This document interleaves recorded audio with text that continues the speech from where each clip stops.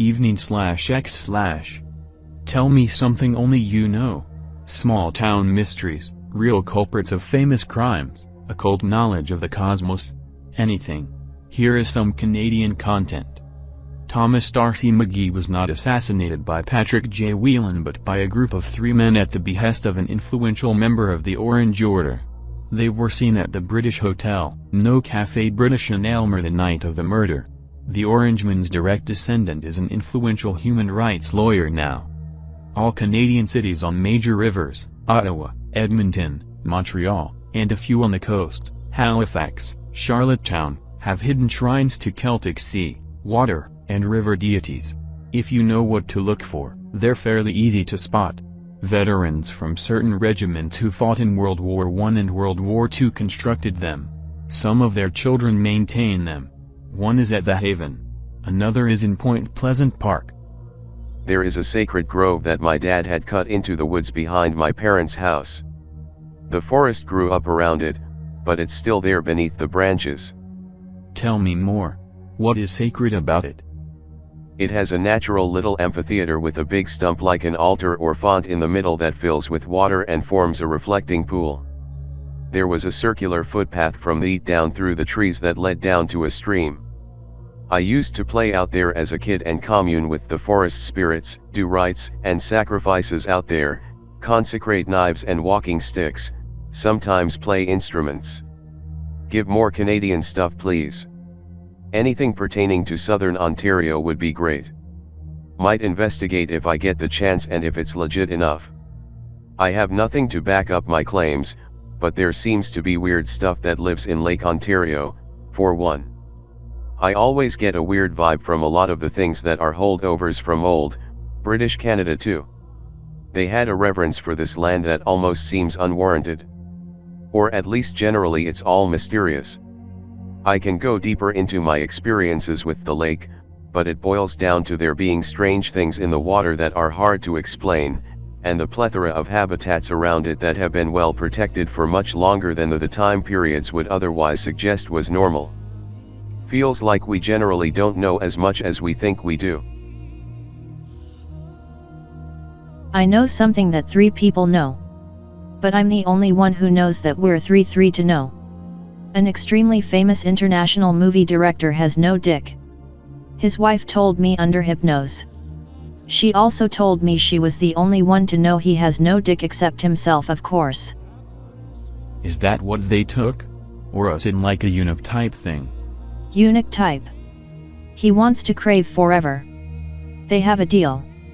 She's a fake wife for the public and they organize craving fetish stuff and usual sexual deprivation. In exchange she can be a famous rich bitch. Animal and tree spirits have souls, egregores, deities, higher selves and astral bodies.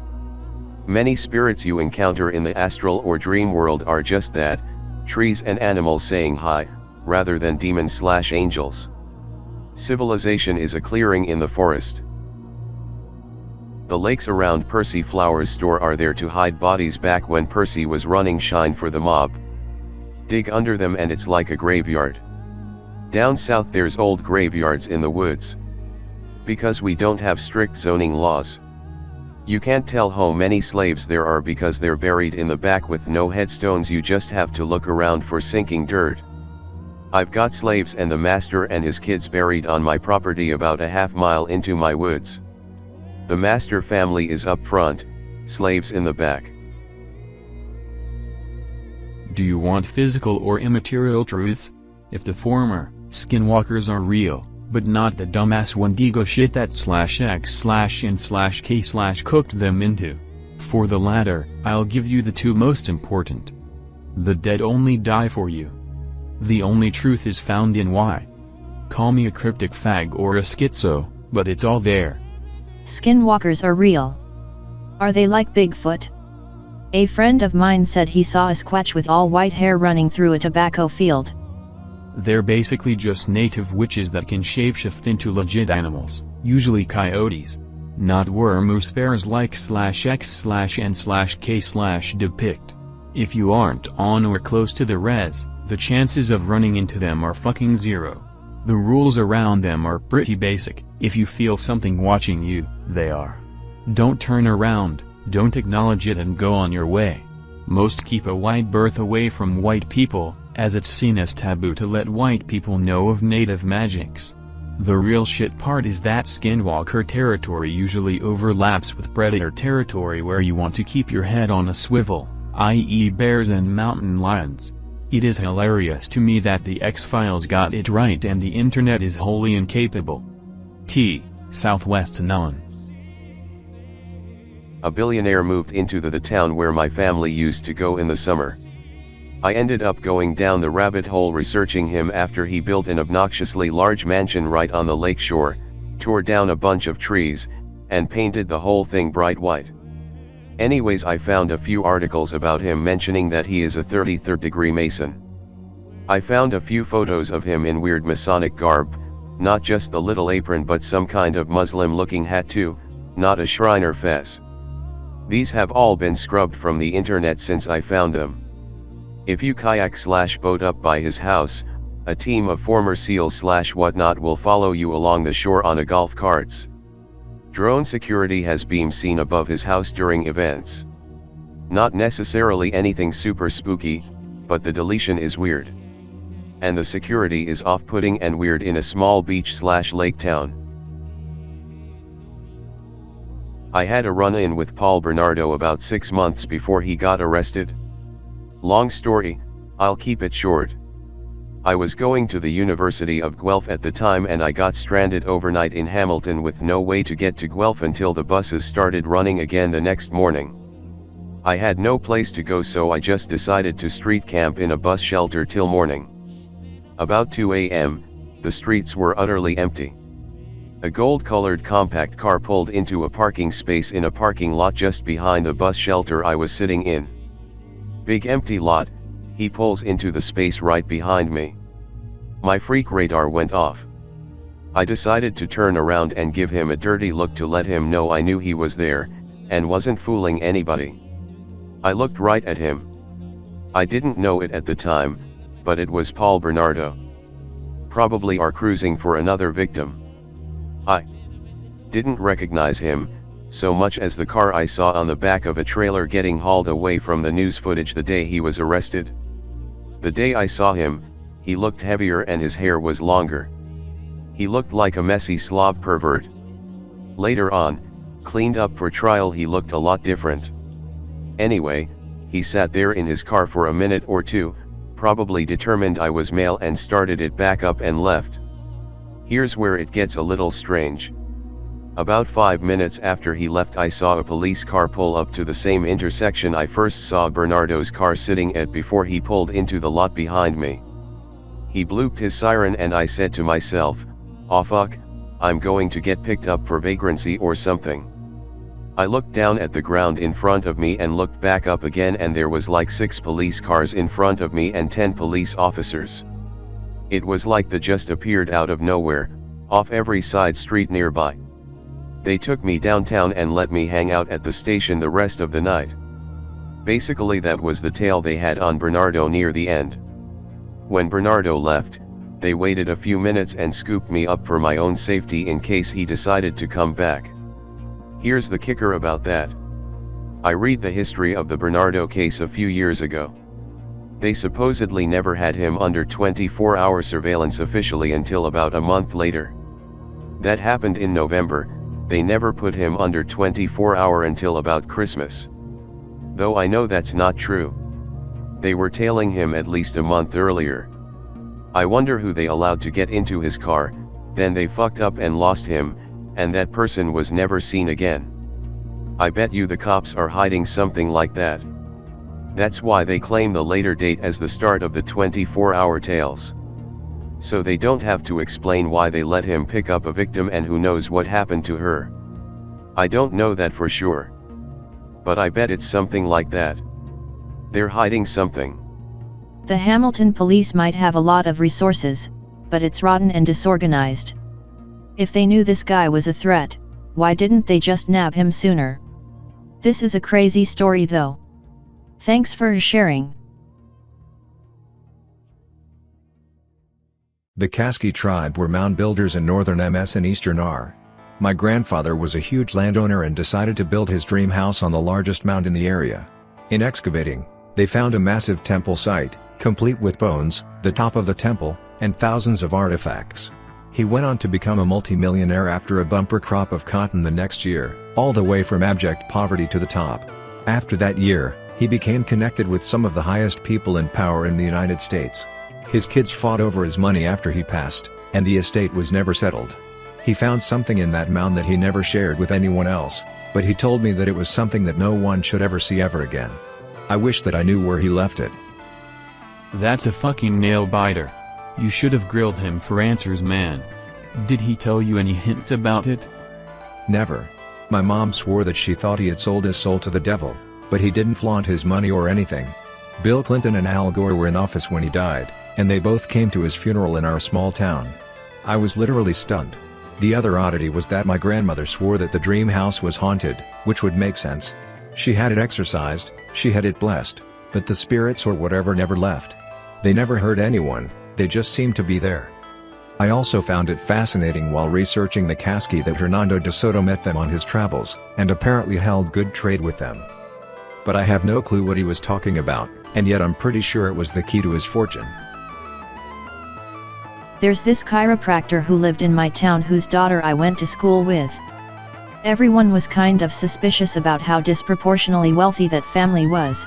He was a doctor, but a doctor doesn't buy you multiple mansions. Well, a few years after graduation, I find out that the dad died. He was in his second home out in the country, supposedly all alone. In the middle of the night, explosions go off in the house, killing him. They found his car parked about half a mile away from the house. No one knows anything more than that, but people suspect he was into some kind of organized crime, and that his former buddies took him out. Concerts are crowd control, mind control experiments. You give consent and fund them by paying. Flashing lights. Fine-tuned sounds. Drugs. Affirmations. Enjoy the show. Do not visit nearby bushes/woodlands. Not all guards are the same. Occultist themes are often favored. Idiots dancing while demons are watching. If God is with you, what are you afraid of? And if he isn't, then you're already among the fallen. Enjoy your concert, see what men have achieved in entertainment. I'm meant to be alive for a reason I still don't know. From surviving pneumonia at a really young age when the doctors pretty much gave up and started palliative care to make my death be a little less agonizing, a few car crashes without any scratch when other people either got crippled or died on the spot, 2 suicide attempts during my late teens and 1 robbery where the asshole shoved a revolver in my face, only to be spooked at something behind me, crying, dropping the gun and running away. Right now I am 26 years old, and still nowhere near close enough to finding out about why this is happening. All financial markets are Kabbalistic magic to drain you of your life force, which is your time. Time equals money. If I told you, everyone here would know, right? But let's just talk about little mysteries and discoveries. I know the way to a few backwoods ruins. Stone walls, sealed wells, ground areas where the vegetation has a rectangular pattern to it. New England wilderness has these everywhere, but just a few of them are my own knowledge. Most of NE was sheepland at one point, once deforested, now reforested.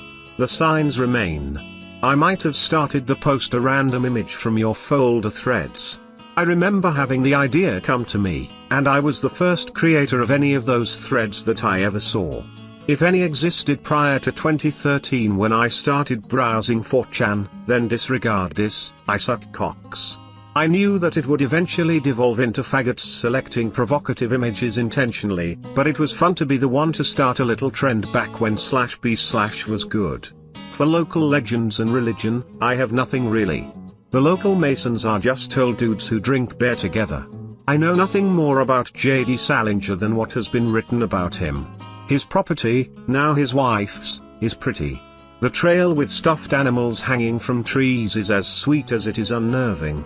The organized crime families of the 1900s never really disappeared. They changed. They're still connected and rich.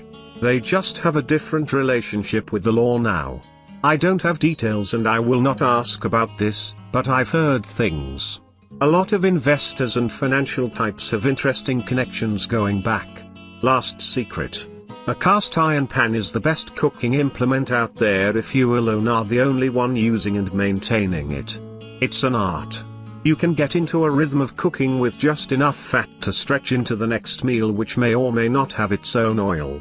Big silicone and big seed oil don't want you to know about this. Don't ever let a woman touch your cast iron pan. The meme of goblins living in the tunnels of New York isn't as much of a meme as it seems. If you astral project, you know what's up. Humankind collectively made a psychic world reflexive of its own subjective inner self, which contains all the forms of all known ideas. Once when I was 11, my mother told me that, when she was a teenager, she was at a party in some wooded area at night and witnessed a UFO rise up out of the forest and shoot off into the distance. This statement was completely unprompted and out of the blue. She wasn't some UFO nut or anything either. I had never, in my entire life, ever heard her talk about aliens or ufology once, and after this one incident, she never talked about it again. Pretty fucking bizarre. I know that there are people that can kill others without touching them or using a weapon. I have met one of them. I was psychotic once in my life, more than 3 years ago. There was an old mystic with occult rings frequently in the park of the hospital, and yes, he was real. Other patients talked to me about him, and others shook hands with him. He once reached out his hand towards me and I felt my heart getting slower and weaker, knees were shaking and I started to sweat. It felt like a minute but couldn't have been more than 10 seconds. I told him I was dying. He kept it up for a few more moments and took his hand down, then my heart worked again. I never once in my life had problems with my heart, and during psychosis not once hallucinated physical symptoms. To this day I have no explanation but that this man was something very special. I'll never see him again. Psychosis destroyed my life, but it's been 3 years and life is finally good again for a few months, but I can't help but wonder that during that time I learned things and met people that I had to learn and had to meet. What do I know? I know that I am saying the truth and that I will not be able to explain this until the day that I die. I remember being born, and I remember the part before it. Believe me or not, but this is 100% real. Be in black nothingness. Hear voice ask me if I rather be a man or woman next life. Say or think man. Next thing I remember is seeing bright lights and then seeing my mom and the doctors.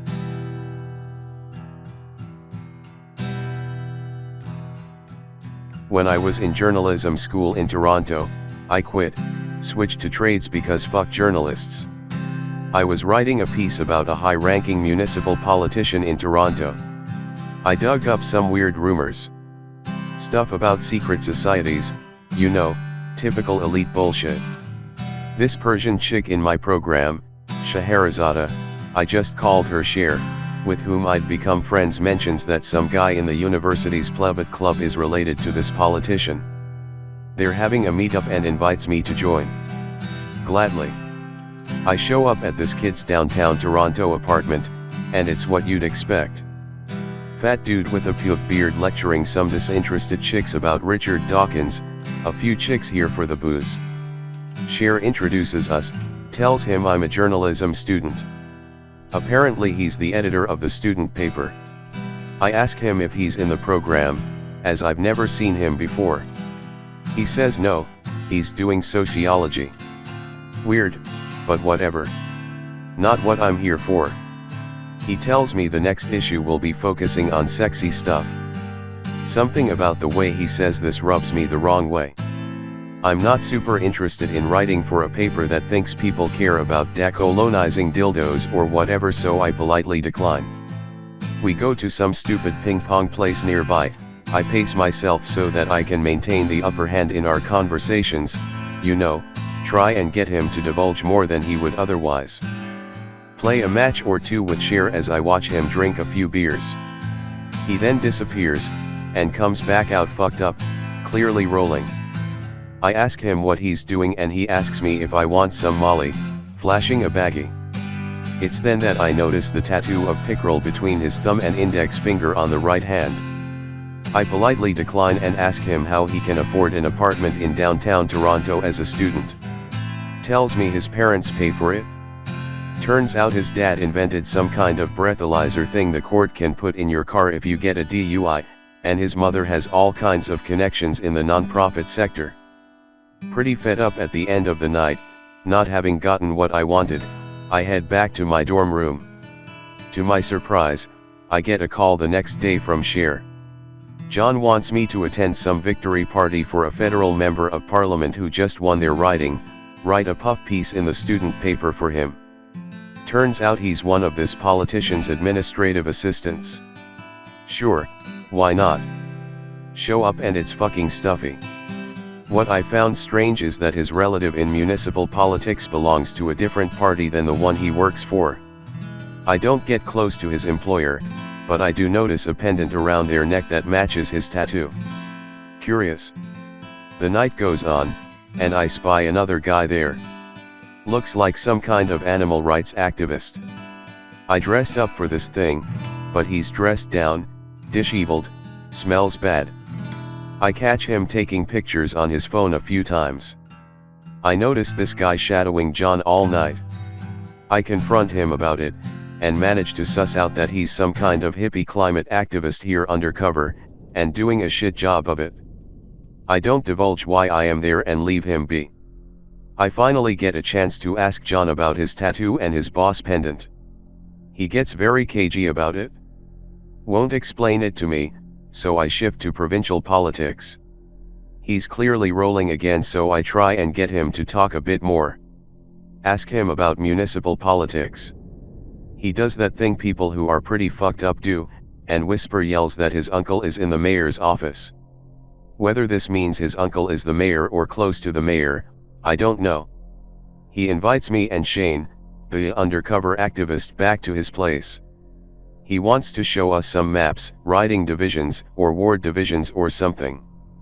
I figure this is a good chance to snoop around his place, so figure why not.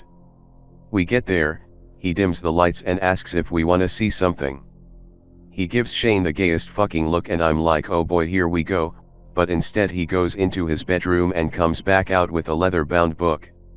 Tells us something like, fuck the 48 laws of power, this is all you need. It's got the sigil/symbol on the cover. Can't make out a title. He hands it to Shane, starts doing a weird fucking dance and offers Shane some Molly. He declines. While he's distracted and trying to drug/rape/whatever this dude, I go into his bedroom to snoop around. There's some weird shrine in his closet. There's a depiction of a large colossus-looking figure holding what looks like a coin purse. The sigil is on its chest. There are pictures too. John's in them. The mayor is in them. Several prominent Canadian politicians are in them. I snap a photo just as John comes into the room. He gives me this look like a kid who just got caught jacking off. Panicked. Fuck. Tell him I gotta go and double time it out of there. Now this is when shit starts to get fucked. I start noticing people following me around. I come back to my dorm one day and it's obvious someone has been through it. I shower that same night, leave my phone in the dorm. Come back and it's gone. Cher disappears. Her roommates, she rented a place off campus with 5 other chicks, show me a note she left. She's gone back to Iran. That doesn't make sense. She was born in Toronto. It's also not her handwriting. I notice dead animals, ashes, bones, etc. being left in front of my dorm. I call the cops but they don't seem too interested. There's some other shit that I don't want to get into, but suffice to say, I left the program. Moved to the nation's capital and picked up a trade instead. I still catch glimpses of people following me around. I'll park my work truck at a site, then as I leave, notice that fucking sigil spray painted nearby, carved into trees. I've even had pieces of paper with it written in red ink left on my dash. Oh, and John? He's the director of a non-profit that received government funding until recently. This non-profit gets consulted on a lot of high-level government decisions. He also became a journalism fellow at a prestigious public policy school. There's something rotten in Canada, and this time we don't have Mackenzie and Papineau to expose it.